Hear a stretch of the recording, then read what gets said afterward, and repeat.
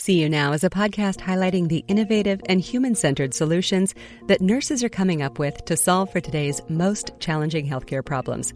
Created in collaboration with Johnson & Johnson and the American Nurses Association, and hosted by nurse economist and health tech specialist, Shauna Butler. Black men, we have higher rates of hypertension, diabetes, cholesterol, stroke, lung cancer. You look at all the things that we suffer from, and you see people not utilizing the services to prevent these diseases. Why are people not utilizing them? They don't feel safe in doctor's offices. Being in a unique position where I can see a lot of Black men, whether that's through football, through barbershops, through the Black Nursing Association, or through just walking and really paying attention in my community. It builds a relationship with those men. And as long as I can build a relationship, we can have future progress. Welcome to See You Now. I'm Shauna Butler. Over the past 2 decades, there has been growing interest in improving Black men's health and addressing the health disparities affecting them. Despite the interest, evidence, and interventions, the health of Black men consistently ranks lowest across nearly all groups in the United States. Public health problems, social determinants, and lingering levels of distrust and not feeling safe in healthcare settings play a significant role in Black men's poorer health and their shorter lives. History is filled with instances of medical mistreatment, both on the individual and community-wide levels, that have eroded the trust Black Americans have in healthcare institutions and clinicians, and significantly contributed to the health disparities Black men experience and suffer. In this episode, recorded on the road in the midst of the UN General Assembly at the Stories from the Heart of Health in New York City, we cheer for a nurse as he shares his stories about how he's supporting Black men's health by meeting them in places where they feel safe, familiar, and confident. Listen in.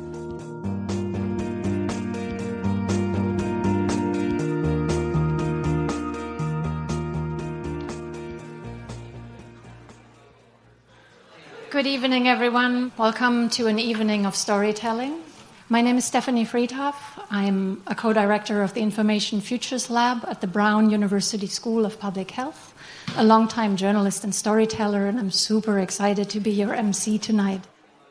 We're here tonight to honor the people who take care of us when we don't feel well, when we're sick and miserable and vulnerable and sometimes grumpy and unreasonable. They take care of us no matter what. And they don't just take care of our medical condition, they always make space for the human condition. We're here tonight to hear stories that come from the heart. The ability of stories to bring us a window into the worlds we don't inhabit, the experiences we don't have. That's what's important about tonight and why we're here. In this fight for equity that I think everybody in this room is committed to, but still takes all of us to be aware every day. Our next speaker is going to be talking about that a lot. Julius, who's a professor and director of nursing at Long Island University, and he will share his story next. Thank you. Thank you for that, Stephanie. So I'm also going to be the sacrificial lamb and try to use the stage as they ask us to. But we're also going to make a deal that if I fall off, you'll help me up and not take a picture. All right. So my name is Dr. Julius Johnson. Everybody that knows me calls me JJ or Dr. J. And yes, I have a doctorate of nursing. I am the president of the Greater New York City chapter of the Black Nursing Association. I'm an associate professor, chair, and I coach football. And I don't say all of that to brag, but I say all of that so I can tell you where I actually come from. I'm from Brownsville, Brooklyn, New York, which has the most New York City projects per square foot in the entire United States. I have friends that were killed as I was growing up. I have uncles and family members and friends that died prematurely from death over and over and over again. And I say that because it has created a frustrating issue of how do we get Black men to care about their health? For those of you who don't know, Black men has consistently ranked the lowest in terms of health outcomes. cardiovascular disease, diabetes, hypertension, prostate cancer, lung cancer, you name it, we tend to either be on the bottom of the barrel or near the bottom of the barrel. So for myself, as someone who come from this neighborhood but have accomplished all these great things, I'm supposed to be responsible for creating some sort of a bridge, right? And to give you a running joke that's on Instagram in terms of how much men don't know about their own healthcare, there's this dad, this guy, he goes to his wife and he's like, honey, I'm on the phone with the doctor's office and they want to know what my DOB is. And the wife was like, your DOB? What are you talking about? And he's like, I don't know. They asked me for my DOB. So I'm asking you, what's my DOB? And the wife goes, you mean the day you was born? And he's like, oh, yeah, I was born on a Wednesday. I think it was nighttime. Right? So, but it's an accurate depiction of how much we don't take care of our own health. So one of the things that we set out was, where do we first find these black men? Because you have to find them before you can even get them to meet a doctor. Then also, where do they feel safe at? Because it has shown over and over, they don't feel safe in doctor's offices. They do not feel safe inside of hospitals. There's a feeling of you being rushed. There's a feeling of you not being heard. And most importantly, it's just a feeling of you not being seen overall when you go into these spaces. So how do we change that? And one of those ways was, let's get them in a safe space. And I don't know about the rest of the men here, but men like myself, one of the safest spaces for us is barbershops. Like when I tell you, men go to a barbershop on a Saturday or a Friday night and will not come home to their wives until as late as possible, right? You walk into a barbershop and you can smell the fresh scent of aftershave. You can feel the hot towel on your face. You can feel the alcohol burning. You can hear the laughter when you walk in. And a barbershop is just great and it's amazing.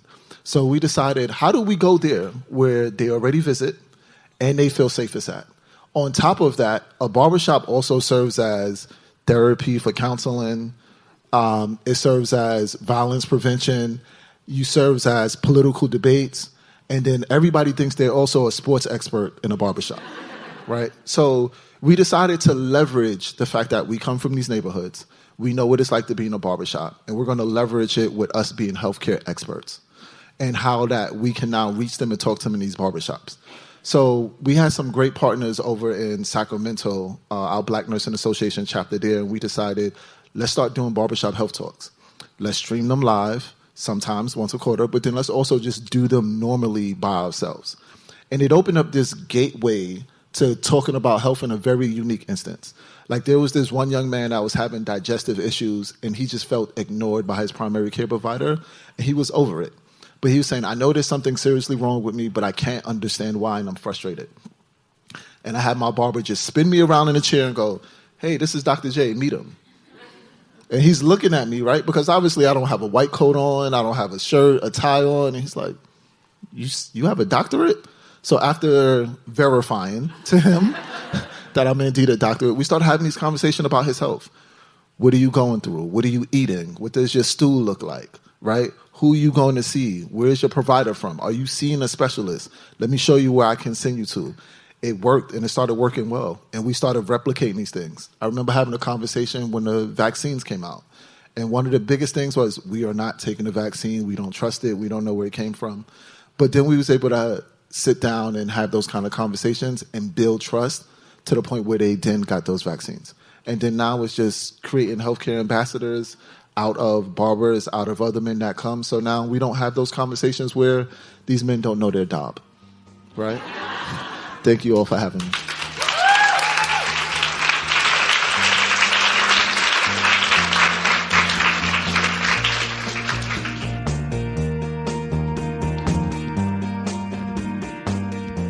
So JJ, you are quite the storyteller. You had the opportunity during the UN General Assembly of 2022 in New York to be part of an event that brought together the stories of frontline healthcare clinicians, those people who are seeing people on a daily basis, seeing the faces of policy that work and frequently don't work in a very direct caregiving way. And the focus was on health equity. Can you share just a little bit about how you got on the radar of being able to share your story with folks who are bringing together the nations. When you think about the UN General Assembly, everybody from around the world is there. And we were hearing stories of clinicians, specifically nurses, who are in those daily interactions, taking care of people and seeing health inequities and the fact that they're very similar all across the world. Absolutely. So that story really began with COVID, and it began with the way that it ravaged through the Black and Brown community and how folks in the Black and Brown community started dying at disproportionately higher rates. And what happened was the vaccine was coming out, and there was a long-standing history of mistrust between the Black community and healthcare, and especially the United States government. I did not want it to be similar to the AIDS crisis in terms of this happened to the Black community and it wasn't an immediate response or immediately holding of the government's feet to the fire to make sure that we receive the proper care. And we started doing vaccine education. We started doing research education before the vaccine even came out. Then we were fortunate to have some folks at Johnson & Johnson decide that they were willing to sit down in a meeting and talk about their vaccine that wasn't even out yet. Just talk about the trials. So I told them, we're going to have a Zoom. It's going to be maxed out with 300 people. And we're also going to allow people to unmute and ask their own questions. So as we were having that conversation, we unmuted and we were letting people talk. And at that time, there was a lot of webinars that was happening surrounding the vaccine. So people in the community could listen, but they couldn't really partake and talk and speak. So people were unmuting themselves and they couldn't believe that they were actually live. Like they were like, am I here? Are you sure I'm here? And people are writing in the chat laughing like, yes, we can hear you. We can hear you. So they asked Am I unmute? Am I unmute? The phrase of 2020 and the pandemic phrase. Yeah. Right. So they asked their questions and the vaccine trial team answered all of the questions. I played the buffer in helping translate some of the questions to the scientists and translate some of the stuff that the scientists were saying back to the community members. And it was success. It was a hit. We maxed out the Zoom for that full hour and a half, 2 hours. And it was a great conversation that built up trust within the community. Then we start running a vaccine clinic. And then after that, some folks at Johnson & Johnson asked about some of the other stuff we were doing. We got to the barbershop talk series. And I did an interview with them regarding the barbershop talk, shared some of the stories that I've learned from our barbershop series with men's health, some of the ways that men look at their health, some of the ways that men avoid going to the doctors and understanding why, and how we can reach them really in their community. And as they started hearing stories, they asked me to come to UNGA and share some of those stories, which I was excited to do, because if you are not spreading what you are doing, then really it's going to die with you. And everything that we do, we want to make sure that it spreads to other communities so that it lives on, because it benefits the community. I was in the audience as you shared your story. And one of the things that really grabbed me is the way you introduce yourself. I have a doctorate of nursing. I'm the president of the Greater New York City chapter of the Black Nurses Association. I'm an associate professor and I coach football. And you say, I don't say all that to brag, but I say that so I can tell you who I actually am, where I come from, so that people could really know who we were listening to. And then you shared some really interesting statistics about men and their health, and particularly Black men. Can you share more stories about Black men and their health and the ways that they're not taking care of it right now? Mm-hmm. So absolutely. So a lot of times when things happen in communities, we share the bad stories over and over. And those bad stories, such as Tuskegee experiment, such as seeing family members who don't get proper healthcare or proper treatment. And those stories are passed on from generation to generation, right? I wasn't directly affected by Tuskegee experiment, but I was told by it by several family members. So you have that kind of perception. And when you talk about trying to get that community to trust in things, and you look at some of the Black men, and how we have disproportionately higher rates of hypertension, diabetes, cholesterol, stroke, lung cancer. You look at all the things that we suffer from, and then you have me as a healthcare provider sitting looking at all of the treatments now that we can do to prevent these diseases, to treat these diseases, to minimize these diseases. And you see people not utilizing the services and really have to find a bridge as to why are people not utilizing them? And being in a unique position where I can see a lot of Black men, whether that's through football, through barbershops, through the Black Nursing Association, or through just walking and really paying attention in my community. And a lot of it, when you start speaking to them, like the story I told at UNGA, talking to a young man who, it just so happened that my barber, who's my fraternity brother, he knows my history as a healthcare provider. And he knows that another one of his clients was having stomach issues, or what we call GI issues. And he turned me around in a chair and was like, hey, why don't you talk to Dr. J about it? And at first the guy realized, he's like, you're not a doctor. You don't have a doctorate. And we're laughing. And I'm like, no, I do. So as we start having a conversation, he's like, oh, wow, like you really are. Like, you know what you're talking about. I understand. Then it becomes immediately more comfortable because he's met me somewhere where he feels safe at, which was in the barbershop. So as we start having a conversation, I start troubleshooting. And I really was asking him, why didn't you ask some of these questions to your provider? And his response was just, I feel like I'm being rushed in and out. And for me, as somebody who does primary care, I do understand that there's a time limit on all of our office visits, even if we don't say it out loud.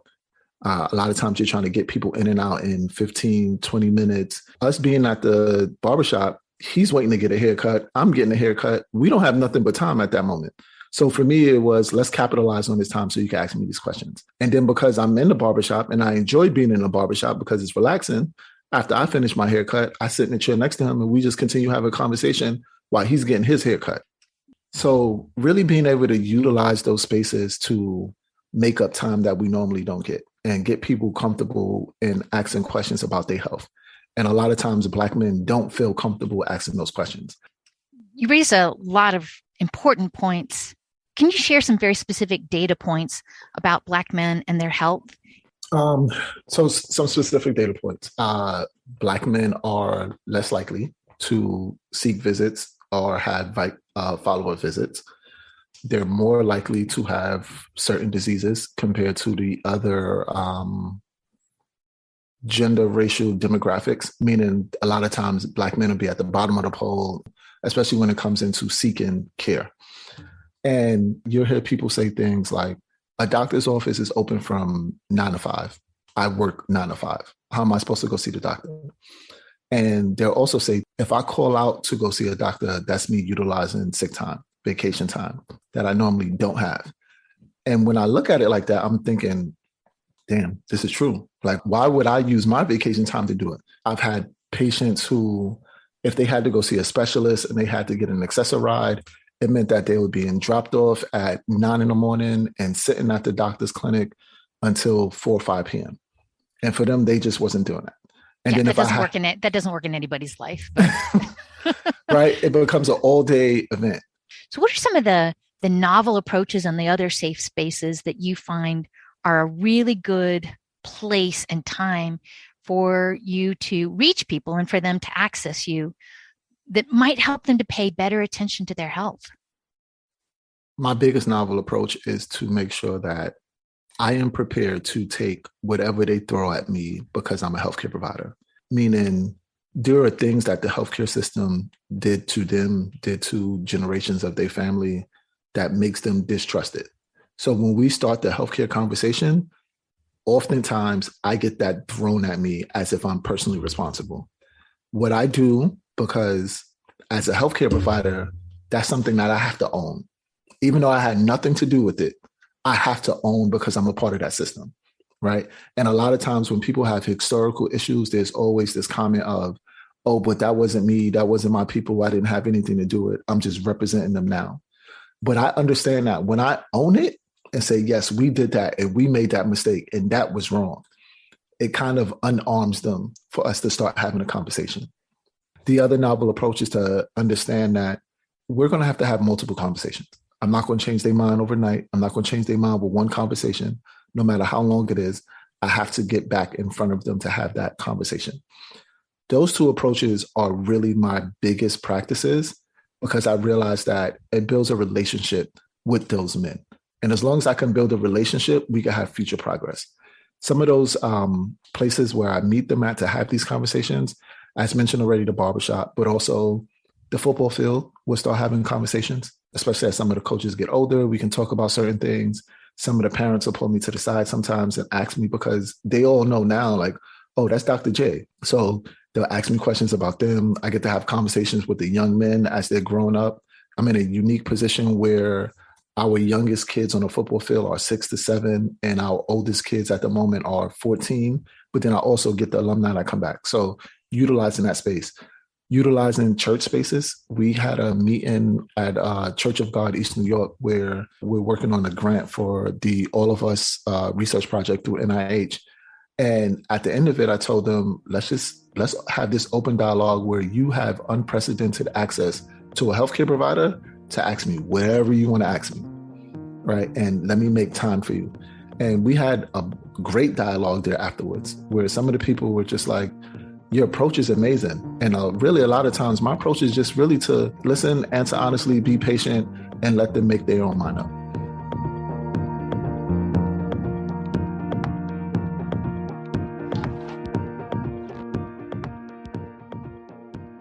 Let's talk about the All of Us. Explain what the All of Us program is, and specifically why it is so important for communities of color to be a part of it. Absolutely. So National Institute of Health All of Us research program aims to be the largest, biggest longitudinal study ever created in America in terms of the amount of enrollment of researchees. And the goal is to make it the most diverse research group ever. And they understood that there's been a problem historically with research that it has really only focused on the white population, specifically white males. And they want to create more research opportunities in order to create what they call precision medicine. Because although we are all very similar, we are very much trying to create medicine, healthcare approaches that can be individualistic. And in order to do that, we need as diverse as a group as possible. So we started working with All of Us back in 2018 as a chapter. And we've had a bunch of different events within the communities. We've had enrollment events at schools of nursing where we talked about it. And it's important to me because it gets a chance for us to, going back to what I said, when we have to own it as the healthcare system to say that this was our mistake, it gives us a rare chance to correct that wrong. Mm-hmm. And one of the things we also told them, a lot of people know now about Black maternal mortality and how Black women died 3 to 4 times rate higher. If we want to go do a research on why these women were dying at higher rates, but the only women and children and significant others and family members that we pulled were non-Black people, we will never get to the bottom of that answer. So in order to get that answer, we have to sign up. And then another thing I told them was that when they sign up, you also have to make sure that you hold us responsible as your Black and brown scientists. Meaning if there's something that you want to know or research to, you need to come to us and say, hey, National Black Nursing Association, National Medical Association, we want research on this issue that's affecting our community. And then those researchers in those groups can then go to the All of Us research group and start that process of saying, okay, we're going to look at and identify this. And I think for a lot of them, when they heard that, they were really surprised and shocked. And they also understood that this is a chance for us to take back the narrative and control it and control what we sign up for and want to participate in. So when you sign up for, I want to give a lot more clarity on this because mm-hmm. we're talking about signing up to be a research participant. And the type of data that the All of Us program is looking at is really trying to understand our lifestyle, our environment, how that affects our health. So when you enroll as a participant, what does participation actually mean? Absolutely. So that, funny enough, that was one of the questions that was asked. And first thing I told them was, a lot of times when people hear the word research, they think, I'm going to give you a medication and watch how that medication reacts in your body. That's not what this is. And then I started explaining to them that there's different types of research. There's some research where you answer questions in a dialogue. There's some research where you answer surveys. There's some research where they just watch your progress, and letting them know that it's your genomic data, right, that you're signing up and you're giving them access to. But then also you have the right to say, when they ask you, hey, do you want to be a part of this study? You can say no. Or you can say maybe, or you can say, yes, I want to be a part of it. And a lot of it is filling out surveys, and nobody is giving you anything that's going to affect your health. So making sure that we explain that to them was critical. You also mentioned meeting people out on the sports field.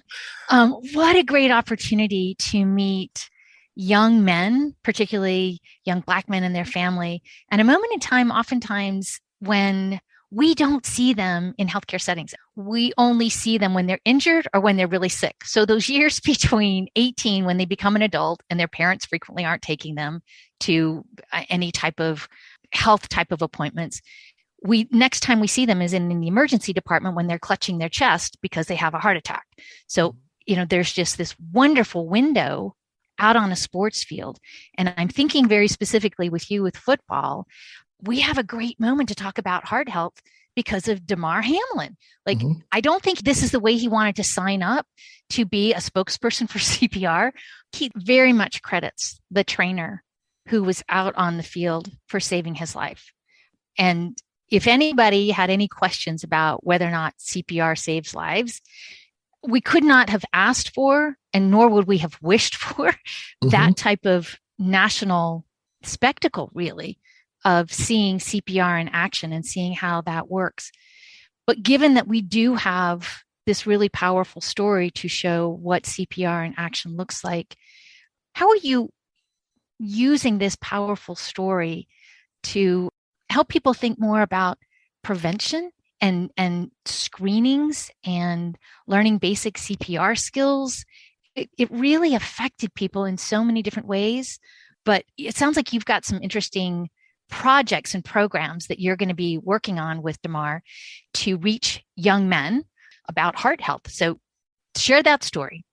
Absolutely. So with Damar Hamlin, when he had the sudden cardiac arrest on the football field, it brought me back to a moment when I was in grad school, and we had two young men who were play fighting, play boxing, and one of them suffered a sudden cardiac arrest at that moment. And we lost him that day, a young man by the name of Andy. Having that always in the back of my mind and then seeing what happened to Damar in my head said, all right, this triggers a moment where we need to do something about heart health. We need to educate men on it. We need to teach them CPR. And really for me, use the CPR as a door opening to have a broader conversation on heart health and your health in general.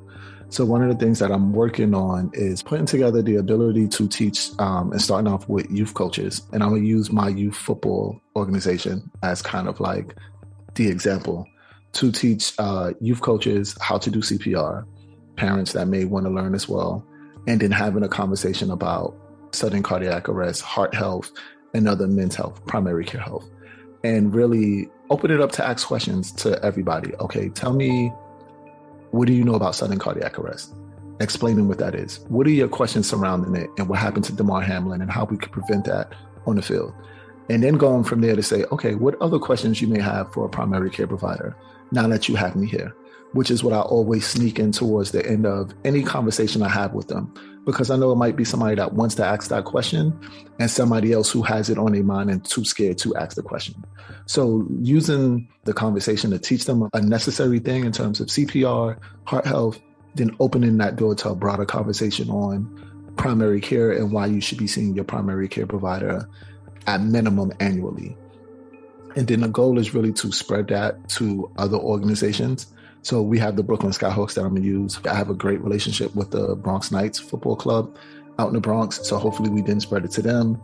And then really my goal is to spread it everywhere that needs it. Anybody that is open to it, I want to have this and give them this program where, hey, look, yes, I'm going to train you to do CPR, but we'll do some heart health and we'll also answer primary care questions. And then hopefully we can connect you to health and put you on that continuum where you are taking care of your health. the other piece of that story we don't frequently get to share is pre-hospital care. When we think about our emergency services and out in the public spaces, people have all sorts of events. And so how do we, as citizens or as people who are overseeing facilities, our public spaces, thinking about the preparedness? Because at any moment in time, something like this can happen. When you're talking to schools and you're talking to different sports programs or different public health spaces, churches, barbershops, what are some of the things that you're sharing with them to help make our spaces safer in the event that there is an emergency event? I think right now, a lot of those spaces aren't safer in terms of they've just never had access to it. So they understand the importance of it because we've all had people that died, right? And now when I utilize the Damar story, it's going to be me leaning on how do we prevent this? How do we prevent this? Sorry about that. No, you okay? Yeah, I'm okay. I'm not there to give you CPR, so I'm going to have to talk you through it. I also understanding that doing CPR can feel overwhelming, especially if you've never done it, especially if it's been over dramatized on TV, and really just talking to them about, all right, let's go through it. Let's practice it. Bringing the proper mannequins for them to actually feel it and what that may feel like. So that when you, and because I'm a coach, I believe in repetition, right? I want to make it so that whatever happens in practice, when it feels the same way in real life when it actually happens. So making sure that they feel comfortable in doing that, because then they'll utilize it. And then hopefully that spans into a conversation also with healthcare and getting them to see primary care providers or getting them to see specialists, whatever is needed. When people listen to this and there are other football coaches around and they're interested to bring some of your programs in, are you willing to share your playbook? 100%. I'm 100%. Tell them, let me know. We'll get on the phone. We can talk. If they want me to come out to where they're at, we can do that as well. I am here to disseminate everything I have to benefit the community, because as one of my good friends, Cam, has always said, you lose nothing by sharing it with people. So JJ, how many people have you inspired or made it seem possible that they too can be a part of a profession and a system that is improving people's health and saving their lives? So I would hope to say thousands. And that's just from, I have a chance every year to be in front of hundreds of football players and talk to them about things. Being a professor, I come across hundreds of students every semester. Being part of the Black nurses, we represent thousands of nurses, and we do things like go in communities and do career fairs, healthcare screenings, speak to people. So I would hope thousands. I've had a couple of people tell me that I inspired them to do things. Back in 2018, I did this thing one day where I told people, if you send me a picture of you, I'll write something about you and post it on my story. And it was a couple people who I had told, you're going to get your doctorate, you're going to become a nurse, you're going to do this in your field. And when I look back on it, I was like, oh, wow, there's a lot of them that are actually doing it. Like, there's a friend of mine who told me he has his doctorate of education, and he told me, you're the first person I know that had a doctorate. And when you got yours, I knew that I can get mine, right? And I wrote about him back in 2018, and he's a principal now. I have another one of my fraternity brothers who came to LIU, and when he crossed the stage for me to pin him, he started crying on my shoulder. And he was just like, thank you for always believing in me. He was like, you've never given up on me. Even when I couldn't see it, you pulled me through the darkness. And I think that's our calling, right? If we're not going to inspire the next generation, then what are we really doing? And I just hope that I've given that back to others, because it was done for me. There were people who carried me when I couldn't see the way.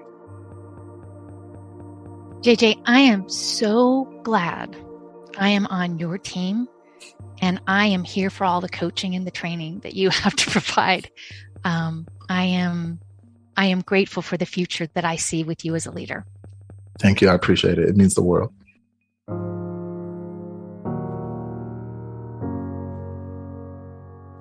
Nurse Practitioner and educator Julius Johnson is a board-certified family nurse practitioner, an associate professor, a football coach, and a guy who loves everything about spending time in a barbershop.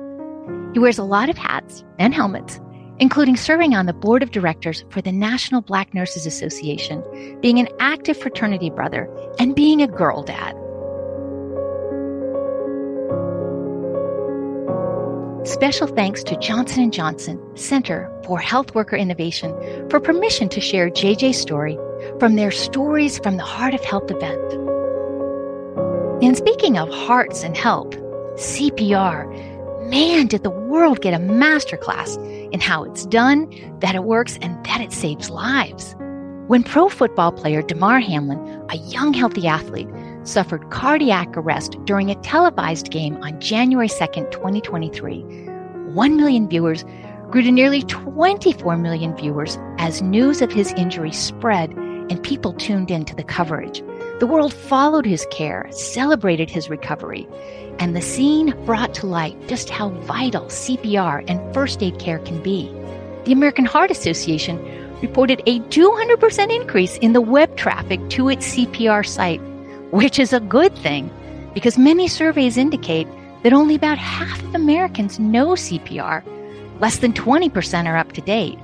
And research has shown that CPR training is conducted less often in Black and Hispanic communities than in white communities, and that Black and Hispanic people are less likely than white people to receive bystander CPR at home or in the public, which leads to lower survival rates after cardiac arrest.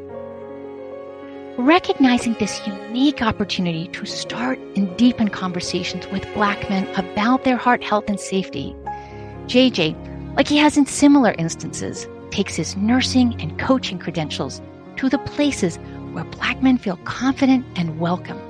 And right now, CPR is the way to kick off what he hopes will be conversations about their broader health, about preventing disease, getting them into primary care or specialists, whatever is needed to get Black men to take better care of themselves, live better and longer lives, and reduce their health disparities. As JJ says, as long as we can build a relationship, we can have future progress. For See You Now, I'm Shauna Butler. Thanks for listening.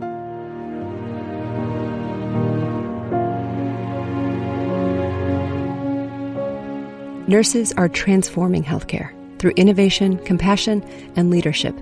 And Johnson & Johnson is proud to continue its 125-year commitment to champion nurses through recognition, skill building, leadership development, and more. The American Nurses Association is dedicated to building a culture of innovation. Nurses improve the lives of patients and communities through innovative thinking, empathetic connection, scientific rigor, and sheer determination. ANA is proud to support and advocate for our nation's most valuable healthcare resource, our nurses. For more information on See You Now and to listen to any of the earlier episodes in our library, visit seeyounowpodcast.com.